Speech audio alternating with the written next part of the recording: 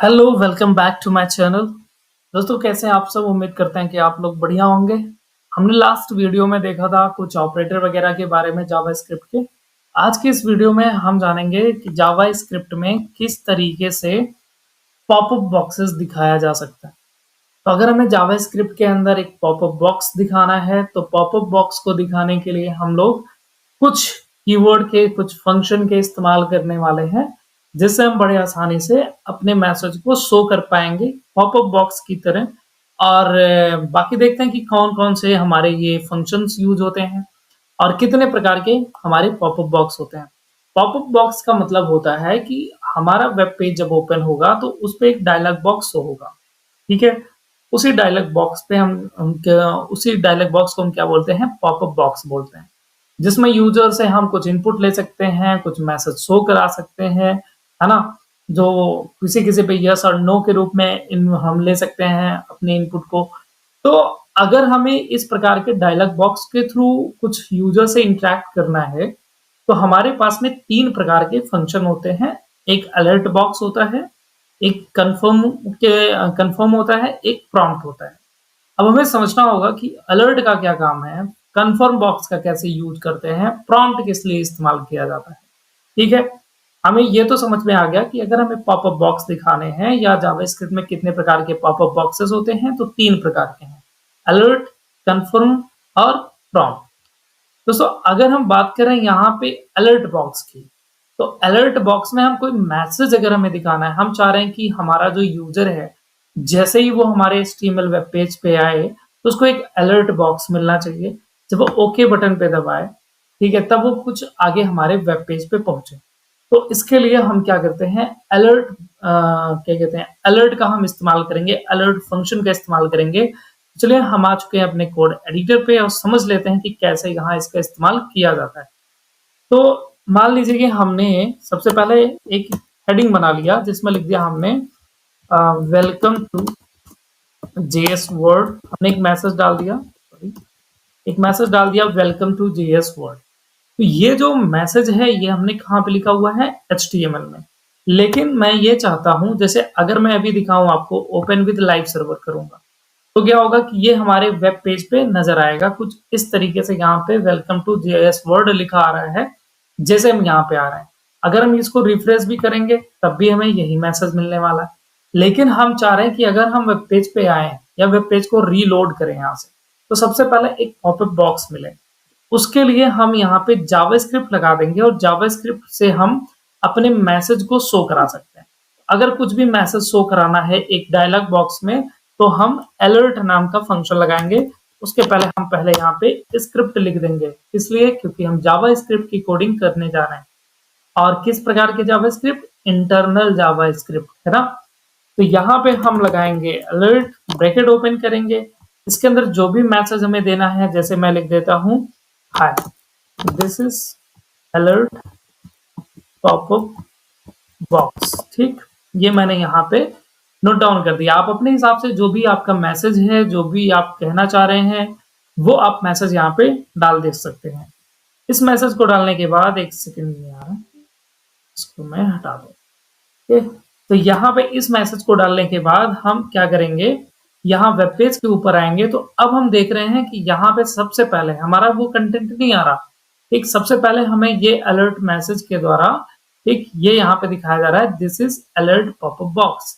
उसके ऊपर ये हमारा लोकल होस्ट यानी लोकल आईपी एड्रेस होता है। कह रहा है कि ये आईपी एड्रेस आपसे कुछ कह रहा है, क्या कह रहा है? लिखा हुआ है हाय this is alert popup box. अब यहाँ यूजर ओके पे क्लिक करेगा। जब ओके पे क्लिक करते हैं, पूछा भी जाता है तो क्या इनपुट रिटर्न करता है ये, ठीक है, क्या आउटपुट देता है।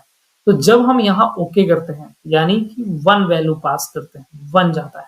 अब वो टेक्निकल वर्ड थोड़ा हो जाएगा, हम बाद में आगे समझेंगे कंडीशन वगैरह को समझते समय, ठीक है। अभी फिलहाल जानिए कि ये है आपका पॉपअप बॉक्स और यहाँ हम कर दिए ओके। ओके करते ही हम आ जाएंगे अपने वेब पेज के ऊपर, ठीक है। तो ये हो गया एक अलर्ट, कि अलर्ट के द्वारा आप किस तरीके से अपने मैसेज को शो करा सकते हैं। अगले तरफ चलते हैं। अगला फंक्शन हमारा है कंफर्म।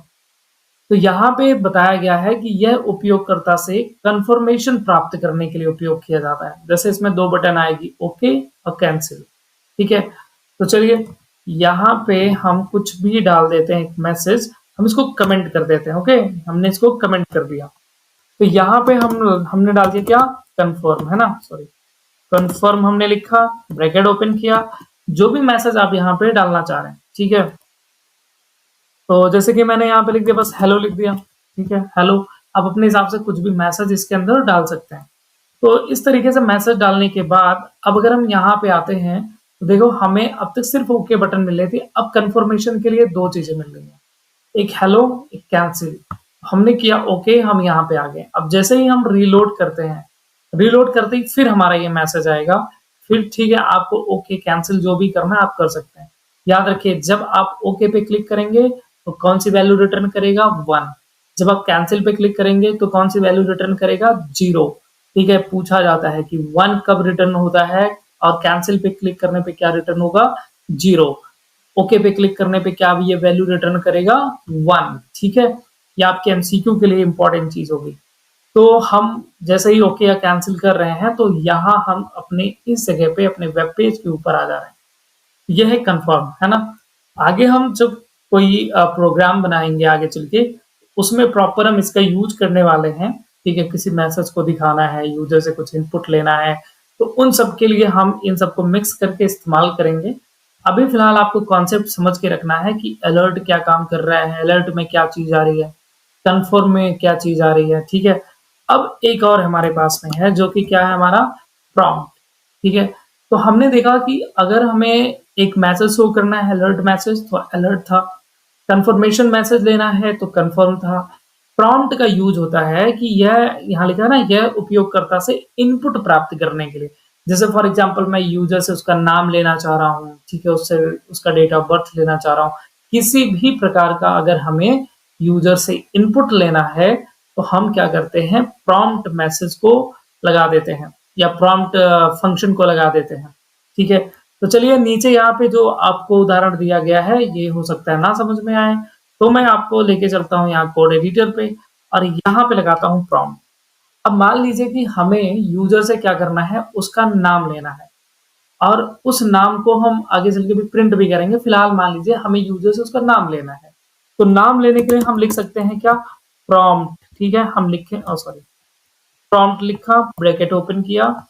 अब अगर हम प्रॉम्प्ट लिख के ऐसे छोड़ दें तो अगर हम वेब पेज पे चलेंगे तो देखो एक इनपुट बॉक्स तो आ रहा है यहाँ पे, बट यूजर यहाँ पे क्या इनपुट करेगा, क्या वो नाम इनपुट करे, अपना एड्रेस इनपुट कर दे या डेट ऑफ बर्थ करे, क्या इनपुट क्या लेना है, ये तो हमने बताया ही नहीं। तो उसको भी हम यही प्रॉम्प्ट मैसेज के अंदर ही बता देंगे। जैसे हम उसका नाम लेना चाह रहे हैं तो यहीं पे लिख दें हम, है ना, प्रॉम्प्ट के अंदर ही हम लिख सकते हैं कि इंटर योर नेम। ठीक है, इंटर योर नेम, ये दे दिया हमने। अब यहाँ पे देखेंगे, एक बार मैं वापस इसको रिफ्रेश करूंगा, ये दिक्कत करता है। ठीक है, तो ये आ गया हमारा इंटर योर नेम जो हमने मैसेज दिया था, फिर नीचे ये इनपुट फील्ड आ गया। अब इस इनपुट फील्ड को हम देखो यहाँ पे लिख रहे हैं राज मिश्रा। जैसे मैं ओके करूंगा, क्या ये यहाँ पे प्रिंट होगा, जी नहीं, प्रिंट नहीं होगा। क्यों नहीं होगा, क्योंकि हमने इस चीज को कहीं पे स्टोर ही नहीं कराया। आपने अगर स्टार्टिंग से हमारी वीडियो देखा हो तो हमने आपको समझाया है वेरिएबल के बारे में, जो कि क्या करता है, वैल्यू को होल्ड करके रखता है। ठीक, तो मान लीजिए कि हम जो यूजर से इनपुट ले रहे हैं, हम उस इनपुट को शो कराना चाह रहे हैं, कहाँ पे, वेब पेज पे। कैसे शो कराएंगे, देखिए, अब जो भी इनपुट आएगा हम उस इनपुट को एक वेरिएबल बना लेते हैं। चलो नेम के नाम से एक वेरिएबल बना लिया, वेर नेम नाम दिया, प्रॉम्प्ट फंक्शन लगा दिया। अब जो भी इनपुट आएगा इस तरीके से, है ना, ये फंक्शन रन होगा, यूजर नाम डालेगा, वो जो नाम डालेगा वो कहाँ पे आएगा, नेम के अंदर जाएगा। कहाँ पे, नेम के अंदर। ठीक, जो भी नाम आएगा वो किस वेरिएबल के अंदर स्टोर होगा, नेम वेरिएबल के अंदर। तो मान लो कि एक एग्जांपल के लिए अगर हम समझें, यूजर ने मान लो यहाँ पे नाम डाल दिया राज मिश्रा। ठीक है, ये राज मिश्रा जो नाम है कहाँ पे स्टोर होने वाला है, नेम नाम के वेरिएबल के अंदर। ठीक, अब हमें इसी नाम को प्रिंट करना है। तो हमने सीखा था कि अगर कुछ मैसेज हमें दिखाना है, चाहे अब मान लो यही मैसेज हमें अलर्ट फंक्शन में दिखाना है, तो हम ऐसे लिख सकते हैं, अलर्ट ब्रैकेट ओपन, और नाम किसके अंदर स्टोर हुआ था, नेम नाम के वेरिएबल में। हमने उस वेरिएबल को कॉल कर लिया, है ना। उस वेरिएबल को। अच्छा, लास्ट में सेमीकोलन अगर आप नहीं लगा रहे हैं तब भी यहाँ काम चल जाता है, कहीं-कहीं प्रॉब्लम आ सकती है, इसलिए इसको लगाइए, ठीक है, लास्ट में सेमीकोलन, जिसको टर्मिनेटर सिंबल भी बोलते हैं। तो यहाँ पे हमने इसको लगा दिया। अब हम यहाँ पे चलते हैं और एक बार ना मैं यहाँ से रिफ्रेश कर लूँगा, अदरवाइज़ ये कभी-कभी दिक्कत समस्या देता है, तो मैं ये यहाँ से रिफ्रेश कर लिया। अब यहाँ पे समझना कि जैसे मैंने यहाँ पे नाम डाला राज मिश्रा एंड मैं ओके पे क्लिक करता हूँ। जैसे ओके पे क्लिक करा, देखो अब हमारा क्या हुआ, अलर्ट फंक्शन रन हुआ और वो नाम यहाँ पे प्रिंट हो गया। नाम कैसे प्रिंट हुआ? क्योंकि वो नाम हमने स्टोर करा लिया था। अगर इसी नाम को मुझे अपने वेब पेज पे प्रिंट करना है, हमें पॉपअप बॉक्स में नहीं दिखाना है, तो मैं यहाँ से अलर्ट हटा दूंगा। क्या लिख दूं मैं? Document dot right bracket open और यहाँ पे मैं वेरिएबल को कॉल कर लूंगा। ठीक है, मैं यहाँ पे अगर नाम लिख दूंगा तो वो नाम प्रिंट होगा, बट मैं चाहता हूँ कि वो नाम प्रिंट हो जो भी यूजर दे रहा है, और वो नाम कहाँ स्टोर हो रहा है? नेम नाम के वेरिएबल में। और उस वेरिएबल को कॉल कर लिया तो इसके अंदर जो भी डेटा आएगा वो डेटा प्रिंट हो जाएगा। तो अगर हम यहाँ पे चलते हैं और यहाँ पे हम जैसे डालते हैं एलेक्सा, ठीक है, एंड ओके करते हैं, तो देखो यहाँ पे नीचे एलेक्सा नाम प्रिंट हो गया। तो इस तरीके से आप यूजर से इनपुट ले सकते हैं और उस इनपुट को प्रिंट करा सकते हैं। ठीक, और एक चीज आपको याद रखना होगा यहाँ पे, जो कि बहुत इंपॉर्टेंट चीज है, आपके एग्जाम के लिए 1 नंबर का क्वेश्चन भी है और पूछा यह जाता है कि अगर हम प्रॉम्प्ट मैसेज के थ्रू या प्रॉम्प्ट फंक्शन के थ्रू यूजर से किसी भी प्रकार का हम इनपुट लेते हैं, जैसे उसका नाम ले रहे हैं, हम उससे कुछ मान लो नंबर ले रहे हैं, ठीक है, डेट ऑफ बर्थ ले रहे हैं, कुछ भी लेते हैं, तो वो प्रॉम्प्ट जो फंक्शन है वो इनपुट को किस रूप में लेता है, किस डेटा टाइप के रूप में लेता है। ठीक है, तो अगर ऐसा पूछा जाए आपसे तो आप बताएंगे कि अगर हम यहाँ पे प्रॉम्प्ट फंक्शन के थ्रू यूजर से किसी भी प्रकार का इनपुट ले रहे हैं, वो इनपुट किस रूप में आएगा? स्ट्रिंग के रूप में आएगा। किस रूप में? स्ट्रिंग के रूप में। ठीक है, स्ट्रिंग के रूप में हमारा ये मैसेज आता है ना। अगर हम प्रॉम्प्ट फंक्शन के थ्रू यूजर से किसी भी प्रकार का डेटा लेते हैं, हम चाहें तो उसको बदल भी सकते हैं। हम उसको इंटीजर में कन्वर्ट कर सकते हैं, हम उसको फ्लोट में कन्वर्ट कर सकते हैं, या अगर इंटीजर बाय डिफॉल्ट तो मान लो स्ट्रिंग है ही है, तो इसको हम बदल भी सकते हैं। तो ये आपको याद रखना होगा कि प्रॉम्प्ट फंक्शन हमेशा जो भी यूजर से इनपुट लेगा किस रूप में लेगा?